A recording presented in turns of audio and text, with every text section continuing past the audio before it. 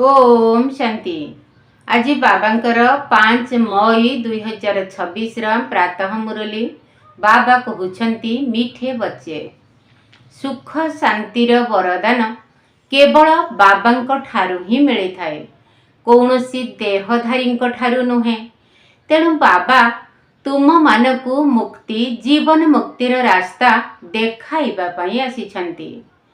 सुख शांतिर वरदान केवल बाबांक ठारू ही मिली थाए, कौनसी देहधारी ठारू नुहे। तेणु बाबा तुम मानकु मुक्ति जीवन मुक्तिर रास्ता देखाइबा पई आसिछंती।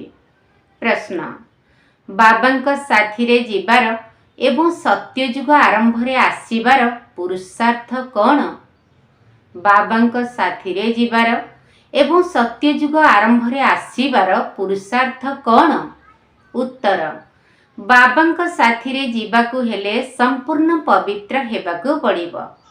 सत्ययुग आरंभ रे आसीबाकु हेले अन्य समस्तंक ठारू बुद्धि जोग तुटेई एकमात्र बाबांकर स्मृति रे रहिबाकु हेबो। आत्म अभिमानी निश्चित हेबाकु पड़िबो। जदि सर्वदा एकमात्र बाबांकर मतरे चलिबो तेबे उच्च पदर अधिकार मिली जिवो। गीत नयनहीन को राह दिखाओ प्रभु जी। ओम शांति। एही गीत किए गाइले? पिला माने।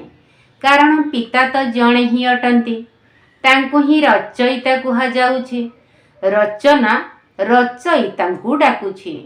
बाबा बुझाइछंती भक्ति मार्ग रे तो तुमर दुई जण पिता थांती, जणे हेले लौकिक पिता आउ जणे हेले पारलौकिक पिता। समस्त आत्मांकर पिता जणे ही अटंती। जणे पिता होइतिबा कारणरु सबु आत्मा निजको भाई भाई बोली कहउछंती। सेही पितांकु डाकुछंती हे ईश्वर पिता, हे परम पिता, दया कर, क्षमा कर। भक्त मानकर रक्षक एक भगवान ही अटंती। प्रथमे तो यही कथा बुझाइबा दरकार जे आमर दुई जण पिता अछंती। तेबे पारलौकिक पिता तो समस्तंकर जणे ही अटंती, बाकी लौकिक पिता प्रत्येकंकर अलगा अलगा अछंती। तेबे लौकिक पिता बड़ ना पारलौकिक पिता बड़? लौकिक पितांकु तो केबे भगवान बा परम पिता कुहाजिब नाही। आत्मार पिता एकमात्र परम पिता परमात्मा ही अटंती। आत्मार नाम केबे परिवर्तन हुए नहीं, शरीरर नाम परिवर्तन होई थाए। आत्मा भिन्न भिन्न शरीर धारण करी अभिनय करी थाए, अर्थात पुनर्जन्म नहीं थाए। तेबे सर्वमोट केते जन्म मिली थाए ताहा बाबा ही आसी एबे बुझाउछंती। पिला माने तुमे निजर जन्म को जानी नाह। बाबा भारत को ही आसी थांती। तांकर नाम हेला शिव। बुझिछंती मध्य शिव परमात्मा अटंती। शिव जयंती बा शिव रात्रि मध्य पालन करुछंती। सी निराकार अटंती। जेपरि आत्मा मध्य निराकार अटे, निराकारु साकार शरीर रे अभिनय करिबा पई आसी थाए, सेही परि निराकार शिव बाबा तो शरीर बिना अभिनय करि पारिबे नहीं। मनुष्य एही सब कथा को किछि भी बुझी पारु नाही। नयनहीन अटंती ना। एही शरीरर दुईटी नेत्र तो समस्तंकर अछि, ज्ञानर तृतीय नेत्र आत्मार नाही, जाहाकु दिव्य चक्षु मध्य कुहा जाए। आत्मा निजर पितांकु भूली जाइथिबारु डाकुछि नयनहीन को रास्ता देखाओ। केउठिकार रास्ता? शांति धाम एवं सुख धामर। समस्तंकर सद्गति दाता सतगुरु जण ही अटंती। मनुष्य मनुष्यंकर गुरु होई सद्गति देई परिब नहीं, ना निजे सद्गति प्राप्त करि पारंती, ना अन्य को देई पारंती। एकमात्र बाबा ही समस्तंकु सद्गति देई थांती। सही अलफ अर्थात बाबांकु याद करिबाकु हेबा। बाबा बुझाउछंती कौनसी मनुष्य मुक्ति जीवन मुक्ति देई परिब नहीं। सुख शांति सबुदिन पई देई परिब नहीं। सुख शांतिर वरदान तो एकमात्र बाबा ही देई परिबे। मनुष्य मनुष्य को देई परिब नहीं। भारतवासी जेतेबेले सत्व प्रधान थिले सेतेबेले सत्ययुगी स्वर्गवासी थिले। आत्मा पवित्र थिला, भारत को स्वर्ग कहा जाउथिला जेतेबेले कि आत्मा माने पवित्र सत्व प्रधान थिले। तुमे माने जानिछ जे वास्तव रे आजि ठारू 5000 वर्ष पूर्वरु भारत स्वर्ग सत्व प्रधान थिला। एही लक्ष्मी नारायण राज्य थिला। एबे कली जुगर अंतिम समय एहाकु नरक कुहा जाउछि। एही भारत स्वर्ग थिबा समय रे बहुत धनवान थिला। हीरा नीलार महल थिला। बाबा पिला मानकु स्मरण कराई देउछंती। सत्ययुग आरंभ रे एही लक्ष्मी नारायण राजधानी थिला। ताकु स्वर्ग बा वैकुंठ कुहा जाउथिला। एबे तो स्वर्ग नाही। ए कथा बाबा आसी बुझाउछंती। बाबा भारत को ही आसी थांती। निराकार शिवंकर जयंती मध्य भारतवासी पालन करुछंती। किंतु सिए कौन करुछंती ए कथा केही जानी नाहंती। आम आत्मा मानकर पिता शिव अटंती। तांकर आमे जयंती बा जन्मोत्सव पालन करुछु। बाबांकर जीवन कहानी को मध्य केही जानी नाहंती। गायन मध्य हेउछि जे दुख में सिमरण सब करे, सुख में करे न कोई। अगर सुख में सिमरण करे तो दुख काहे को होई। दुखरे समस्ते भगवान को मने पकाई थांती, सुखरे केही नुह। जदि सुख समय मध्य मने पकाउ थांते ताहले दुख जमारू अनुभव हुअंतानी बा दुख लागंतानी। डाकुछंती हे ईश्वर पिता दया कर। आमे बहुत दुखी होई जाइछु कारण यह रावण राज्य अटे। प्रतिवर्ष रावण को जलाउछंती ना, किंतु एक कथा काहाकु भी जणा नाही जे दशानन रावण किए। आमे ताकु काहिंकी जलाउछु। ये किभଳି शत्रु जहाकि तार कुश पुतलिका जलाउछु। ज्ञानर तृतीय नेत्र नथिबारु भारतवासी माने बिल्कुल जानी पारु नाहंती। सेथिपाई तो रामराज्य चाहुछंती। 5 विकार स्त्री मध्यरे 5 विकार पुरुष मध्यरे अछि। सेथिपाई एहाकु रावण संप्रदाय कुहा जाउछि। एही रावण 5 विकार ही सबुठारु बड़ शत्रु अटे, जहाकु जलाउछंती। जहार पितुला तैयारी करी भारतीय माने विशेष करी जलाउछंती। भारतवासी मानकु एक कथा जणा पड़ू नाही जे रावण किए, जहाकु आमे प्रति वर्ष जलाउछे। रावण राज्य केबेठारु आरंभ हेला ए कथा मध्य काहाकु जणा नाही। बाबा बुझाउछंती राम राज्य सत्ययुग आउ त्रेता युग, रावण राज्य द्वापर कली युग। सत्य युगरे एही लक्ष्मी नारायण राज्य थिला।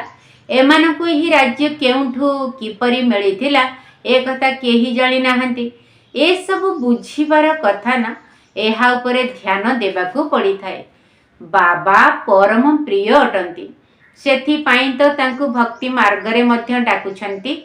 भारत रे जेतेबेले एमानकर बा लक्ष्मी नारायण राज्य थिला सेतेबेले दुखर नाम गंध नथिला।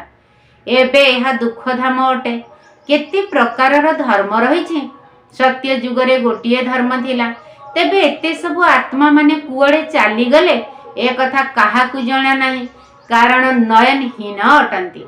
शास्त्र गुड़िकरु काहाकु भी ज्ञानर तृतीय नेत्र मिली पारिब नाही। ज्ञान नेत्र ज्ञानर सागर परम पिता परमात्मा ही देइथांती। आत्मा को तृतीय नेत्र मिलुछि। आत्मा भूली गलाणी जे मु केते जन्म नेइछि। सत्य जुगरे जे देवी देवता मानकर राज्य थिला ताहा कुआडे गला। गायन मध्य करुछंती जे मनुष्य 84 जन्म निये, 84 जन्मर चक्र बोली कहउछंती। किंतु केउ आत्मा 84 जन्म नेउछि? जेउ माने प्रथमे भारत रे जन्म नेउछंती से माने थिले देवी देवता। पुणी 84 जन्म भोग करी शेषरे पतित होई जाउछंती। गायन मध्य करुछंती हे पतित पावन। तेबे प्रमाणित करुछंती जे आमे पतित अटु। सेथिपाई डाकुछंती हे पतित पावन, आमको पावन करिबा पई आस। जिए निजे ही पतित सिए पुणी अन्य को पवित्र किपरि करिबा। बाबा बुझाउछंती ଅଧା କଳ୍ପ ଭକ୍ତି ମାର୍ଗରେ ରାବଣ ରାଜ୍ୟ ପାଞ୍ଚ ବିକାର ଥିବା କାରଣରୁ ଭାରତ ଏତେ ଦୁଃଖ ଭୋଗୁଛି। 84 ଜନ୍ମ ତ ନେଉଛନ୍ତି, ତାର ମଧ୍ୟ ହିସାବ ବୁଝାଇବା ଦରକାର। ପ୍ରଥମେ ସତ୍ୟ ଯୁଗରେ ସତ୍ୱ ପ୍ରଧାନ ଥାନ୍ତି, ପୁଣି ତ୍ରେତା ଯୁଗରେ ସତ୍ୱ ଗୁଣୀ ହୋଇଯାନ୍ତି। ଆତ୍ମାରେ ଖାଦ ପଡ଼ିଯାଏ, ଅର୍ଥାତ୍ ବିକାରର ପ୍ରବେଶତା ହୋଇଥାଏ। ବାବା ଭାରତକୁ ହିଁ ଆସୁଛନ୍ତି। ଶିବ ଜୟନ୍ତୀ ପାଳନ କରୁଛନ୍ତି ନା? ଅନ୍ୟ ସବୁ ଆତ୍ମା ମାନେ ତ ଗର୍ଭରୁ ହିଁ ଜନ୍ମ ନେଇଥାନ୍ତି। ବାବା କହୁଛନ୍ତି, ମୁଁ ସାଧାରଣ ବୃଦ୍ଧ ଶରୀରରେ ପ୍ରବେଶ କରୁଛି, ଯାହାଙ୍କର ଏହା ବହୁତ ଜନ୍ମର ଶେଷ ଜନ୍ମ ଅଟେ। ଏହି ଜ୍ଞାନ କୌଣସି ଜଣେ ବ୍ୟକ୍ତିଙ୍କୁ ଦିଆଯାଉ ନାହିଁ। ଏହା ଗୀତା ପାଠଶାଳା। ମନୁଷ୍ୟକୁ ଦେବତା କରିବା ପାଇଁ ଏଠାରେ ରାଜଯୋଗର ଶିକ୍ଷା ଦିଆଯାଉଛି।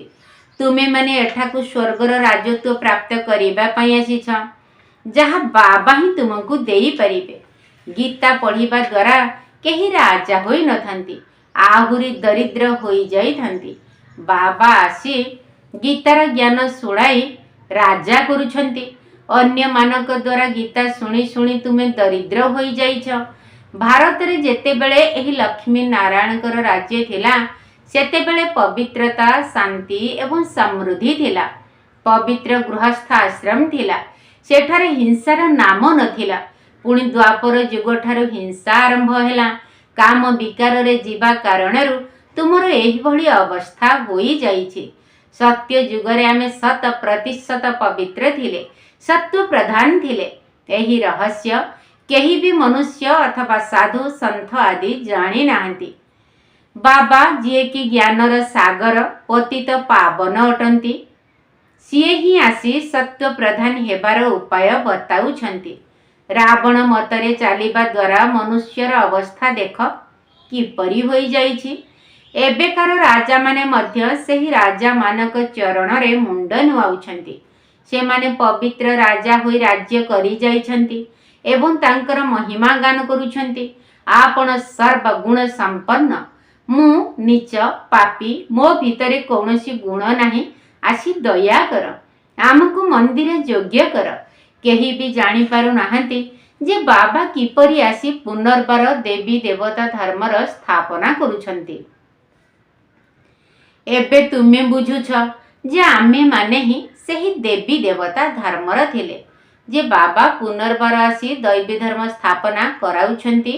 ବାବା କହିଲେ, ଏ କଥା ଏବେ ଆମେମାନେ ହିଁ ବୁଝୁଛନ୍ତି। ଆମେ ପୁଣି ସେହି କ୍ଷତ୍ରିୟ, ବୈଶ୍ୟ, ଶୂଦ୍ର ହେଲେ, ଏତେ ଜନ୍ମ ନେଲେ, ଏବେ 84 ଜନ୍ମ ପୂର୍ଣ୍ଣ ହେଲା।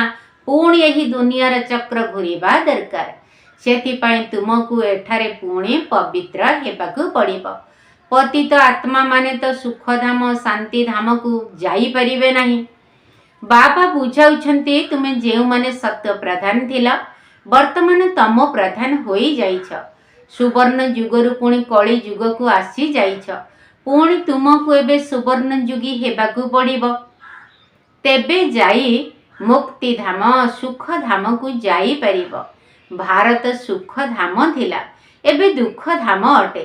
ଗୀତରେ ମଧ୍ୟ ଶୁଣିଲ, ହମ୍ ନୟନହୀନ କୋ ରାହ ବତାଓ, ଅର୍ଥାତ୍ ଆମ ନୟନହୀନ ମାନଙ୍କୁ ରାସ୍ତା ଦେଖାଅ। ଆମେ ଆମର ଶାନ୍ତିଧାମ ଘରକୁ କିପରି ଯିବୁ? ସେମାନେ ତ କହିଦେଉଛନ୍ତି ପରମାତ୍ମା ସର୍ବବ୍ୟାପୀ ଅଟନ୍ତି, ଅମୁକ ଅବତାର ନେଉଛନ୍ତି, ପରଶୁରାମ ଅବତାର ହୋଇଛନ୍ତି। ତେବେ ବାବା ପରଶୁରାମ ହୋଇ କାହାକୁ ହତ୍ୟା କରିଥିବେ କି? ଏପରି ହୋଇପାରିବ ନାହିଁ। ବାବା ବୁଝାଉଛନ୍ତି, ତୁମେମାନେ ଏହି ଚକ୍ରରେ କିପରି 84 ଜନ୍ମ ନେଇଛ। ଏବେ ମୋତେ ଅର୍ଥାତ୍ ଅଲଫଙ୍କୁ ସ୍ମରଣ କର। ହେ ଆତ୍ମା ମାନେ, ଦେହୀ ଅଭିମାନୀ ହୁଅ। ଦେହ ଅଭିମାନୀ ହୋଇ ତୁମେ ବିଲକୁଲ ଦୁଃଖୀ, କାଙ୍ଗାଳ, ନର୍କବାସୀ ହୋଇଯାଇଛ। ଯଦି ସ୍ୱର୍ଗବାସୀ ହେବାକୁ ଚାହୁଁଛ, ତେବେ ଆତ୍ମ ଅଭିମାନୀ ନିଶ୍ଚିତ ହେବାକୁ ପଡ଼ିବ। ଆତ୍ମା ହିଁ ଗୋଟିଏ ଶରୀର ଛାଡ଼ି ଆଉ ଗୋଟିଏ ନେଇଥାଏ। ଏବେ 84 ଜନ୍ମ ପୂରଣ ହେଲା, ପୁଣି ସତ୍ୟ ଯୁଗକୁ ଯିବାକୁ ହେବ। ଏବେ ମୋତେ ମନେ ପକାଅ ଏବଂ ଅନ୍ୟ ସବୁ ସଙ୍ଗଠାରୁ ବୁଦ୍ଧିଯୁଗ ତୁଟେଇ ଦିଅ। ଭଲେ ଗୃହସ୍ଥ ବ୍ୟବହାରରେ ରୁହ, କିନ୍ତୁ ନିଜକୁ ଆତ୍ମା ନିଶ୍ଚୟ କର। आत्मा गोटे शरीर छाड़ी आउ गोटे नहीं थाए। एबे तुमको देही अभिमानी हेबाकू पड़िबो। मोते मने पकाइले सबु खाद बा विकार भस्म होई जिवो। तुमे पवित्र होई जिवो। पुणी मु समस्त संतान मानकू साथी रे नहीं जीवी। जदि मो मतरे न चलिबो तेबे एते उच्च पद पाई परिबो नाही। एही लक्ष्मी नारायणकर ही उच्च पद अटे। जेतेबेले एमानकर राज्य थिला सेतेबेले अन्य कोनोसी धर्म नथिला। द्वापर जुग ठारू अन्य सबु धर्म आसीथांती। सत्य जुगरे मनुष्य मध्य अल्प थांती। एबे तो अनेक धर्म होई जिबा कारणरू मनुष्य केते दुखी होई जाइछंती। सेही देवता माने एबे पतित होई जाइथिबा कारणरू निजकू देवता बोली कहू नाहंती। हिंदू नाम रखी देइछंती। हिंदू तो कौनसी धर्म नुहे। बाबा बुझाउछंती रावण ही तुमको एही भली करी देइछि। तुमे जेतेबेले योग्य देवी देवता थिल सेतेबेले सारा विश्व उपरे तुमर राज्य थिला। समस्ते सुखी थिल। एबे दुखी होई जाइछंती। भारत स्वर्ग थिला ताहा एबे नरक होई जाइछि। पुनर्पर नरक को स्वर्ग रे परिणत करिवार कार्य बाबांको बिना आउ केही करि परिबे नाही। देवता मानकु संपूर्ण निर्विकारी कुहा जाए। एठाकार मनुष्य तो संपूर्ण विकारी अटंती। एमानकु पतित कुहा जाउछि। भारत शिवालय थिला। शिव बाबांको द्वारा स्थापना करा जाई थिला। बाबा सी स्वर्ग निर्माण करुछंती। पुणी एहाकु रावण नरक करी देउछि। रावण अभिशाप देउछि। बाबा 21 जन्म पाई संपत्ति देउछंती। एबे तुमे प्रत्येक संतान बाबांकु ही स्मरण कर, कौनसी देहधारी को नुहे। देहधारी को भगवान कुहाजिब नहीं। भगवान तो जणे ही अटंती। बाबा तो बेहदर अविनाशी संपत्ति देउछंती। पुणी रावण अभिशप्त करी देउछि। भारत वर्तमान अभिशप्त होई जाइछि। बहुत दुखी होई जाइछि। एबे तुमको रावण ऊपर विजय प्राप्त करिबाकू हेबो। गायन मध्य अछि दान देले ग्रहण छाड़ी जीव। सेही चंद्र ग्रहण तो पृथ्वीर छाया अटे।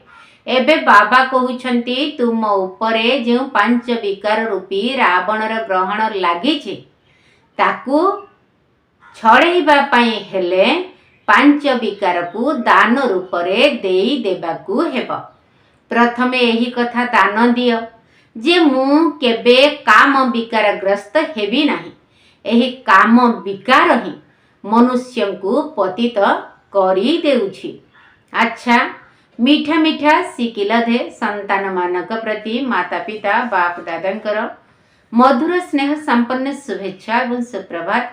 आत्मिक पितांकर आत्मिक संतान मानक नमस्ते। आम आत्मिक संतान मानकर आत्मिक बाप दादांकु नमस्ते नमस्ते नमस्ते एवं सुप्रभात। धारणा पाई मुख्य सार प्रथम पॉइंट। बाबा जो ज्ञान देउछंती ताकू पूरा ध्यानर सहित पढ़िबाकू हेबो। ज्ञानर तृतीय नेत्र द्वारा निजर 84 जन्म को जानी वर्तमान एही शेष जन्म रे पवित्र हेबाकू पड़िबो। बाबा जो ज्ञान देउछंती ताकू पूरा ध्यानर सहित पढ़िबाकू हेबो। ज्ञानर तृतीय नेत्र द्वारा निजर 84 जन्म को जानी वर्तमान एही शेष जन्म रे पवित्र हेबाकू पड़िबो। द्वितीय पॉइंट। रावणर अभिशापरु रक्षा पाइबा पाई एकमात्र बाबांकर स्मृति रे रहिबाकू हेबो। 5 विकार को संपूर्ण रूपे दान देबाकू हेबो। एकमात्र बाबांक मतरे ही चलिबाकू हेबो। रावणर अभिशापरु रक्षा पाइबा पाई एकमात्र बाबांकर स्मृति रे रहिबाकू हेबो। 5 विकार को संपूर्ण रूपे दान देबाकू हेबो। एकमात्र बाबांक मतरे ही चलिबाकू हेबो। वरदान। मुकुट एवं तिलक को धारण करी बाप दादांकर सहयोगी हेउथिबा हृदय सिंहासन अधिकारी भव। मुकुट एवं तिलक को धारण करी बाप दादांकर सहयोगी हेउथिबा हृदय सिंहासन अधिकारी भव। जेतेबेले केही सिंहासन उपरे बसी थाए सेतेबेले तिलक एवं मुकुट तार संकेत रूप रे रही थाए। ସେହିପରି ଯେଉଁମାନେ ହୃଦୟ ସିଂହାସନର ଅଧିକାରୀ ଅଟନ୍ତି ସେମାନଙ୍କର ମସ୍ତକରେ ସର୍ବଦା ଅବିନାଶୀ ଆତ୍ମିକ ସ୍ଥିତି ରୂପୀ ତିଳକ ଦୂରରୁ ହିଁ ଚମକୁଥିବାର ଦେଖାଯାଇଥାଏ ଏବଂ ସର୍ବ ଆତ୍ମାଙ୍କର କଲ୍ୟାଣର ଶୁଭ ଭାବନା ସେମାନଙ୍କର ନୟନରୁ ବା ମୁଖମଣ୍ଡଳରୁ ଦେଖାଯାଇଥାଏ। ସେମାନଙ୍କର ପ୍ରତ୍ୟେକ ସଂକଳ୍ପ, ପ୍ରତିଟି ବାଣୀ ଏବଂ କର୍ମ ବାବାଙ୍କ ସମାନ ହୋଇଥାଏ। ସ୍ଲୋଗନ: ସରଳତା ପୂର୍ବକ ଯୋଗ କରିବା ପାଇଁ ସରଳତାର ଗୁଣକୁ ଧାରଣ କର ଏବଂ ନିଜର ସଂସ୍କାର ଗୁଡ଼ିକୁ ସରଳ କରିଦିଅ। ସରଳତା ପୂର୍ବକ ଯୋଗ କରିବା ପାଇଁ ସରଳତାର ଗୁଣକୁ ଧାରଣ କର ଏବଂ ନିଜର ସଂସ୍କାର ଗୁଡ଼ିକୁ ସରଳ କରିଦିଅ। ଅବ୍ୟକ୍ତ ଇଶାରା: ସର୍ବଦା ଅଚଳ ଅଟଳ ଏବଂ ଏକରସ ସ୍ଥିତିର ଅନୁଭବ କର। ଯେଉଁମାନଙ୍କର ବାସ୍ତବିକ ଜୀବନରେ ଡ୍ରାମା ଜ୍ଞାନର ଧାରଣା ହୋଇଥିବ ସେମାନେ କେବେ ବି ହଲଚଲ ହୋଇପାରିବେ ନାହିଁ।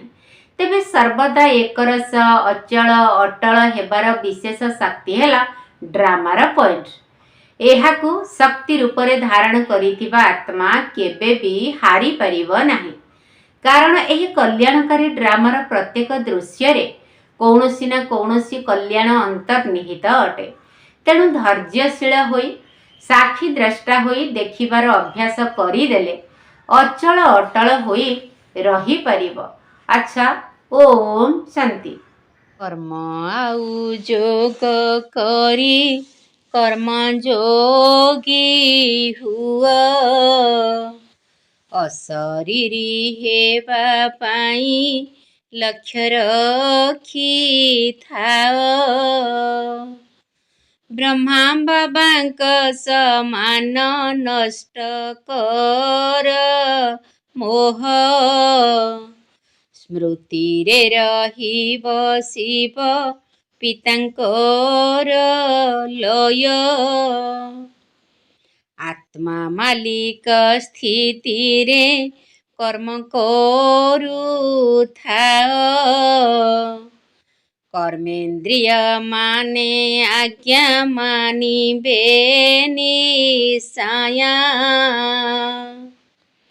ଅମାନିଆ ହେଲେ ଡାକି କଚେରୀ ବସାଅ, ମନ ବୁଦ୍ଧି ସଂସ୍କାରକୁ ସଂଯମୀ କରାଅ। ମହାବିନାଶକୁ ନେଇ କରନା ସନ୍ଦେହ, କେବେ ଶବ୍ଦ ନ କହିଣ ଏବେ ଏବେ କୁହ। ପରମ ପିତାକୁ ସଦା ସାଥୀ କରିଥାଅ, ଅଭୟ ବର ଦେଇ ସେ ଦୂରେଇବେ ଭୟ। ସ୍ଥୂଳ କାମକୁ ଯେପରି ଦେଉଛ ସମୟ, ଅବୁଝାଏ ମନ ପାଇଁ ବେଶୀ ଧ୍ୟାନ ଦିଅ। ଭିନ୍ନ ଭିନ୍ନ ସ୍ୱମାନରେ ବ୍ୟସ୍ତ ରଖିଥାଅ, ମାୟା ଆସିବାକୁ ଆଉ ନଥିବ ଉପାୟ। ସଙ୍ଗମ ଯୁଗର ମିଠା ଈଶ୍ୱରୀୟ ସ୍ନେହ, ସ୍ନେହର ଶକ୍ତିରେ କର ହୃଦୟକୁ ଜୟ। ରଙ୍ଗ ବେରଙ୍ଗୀ ଦୁନିଆ କରିବ ଥୟ, ଶକ୍ତିଶାଳୀ ସ୍ୱରୂପକୁ ପ୍ରତ୍ୟକ୍ଷ କରାଅ। କର୍ମ ଆଉ ଯୋଗ କରି କର୍ମଯୋଗୀ ହୁଅ, ଅଶରୀରୀ ହେବା ପାଇଁ ଲକ୍ଷ୍ୟ ରଖିଥାଅ। ବ୍ରହ୍ମା ବାବାଙ୍କ ସମାନ ନଷ୍ଟ କର ମୋହ। ସ୍ମୃତିରେ ରହିବ ଶିବ ପିତାଙ୍କର ଲୟ। ସ୍ମୃତିରେ ରହିବ ଶିବ ପିତାଙ୍କର ଲୟ।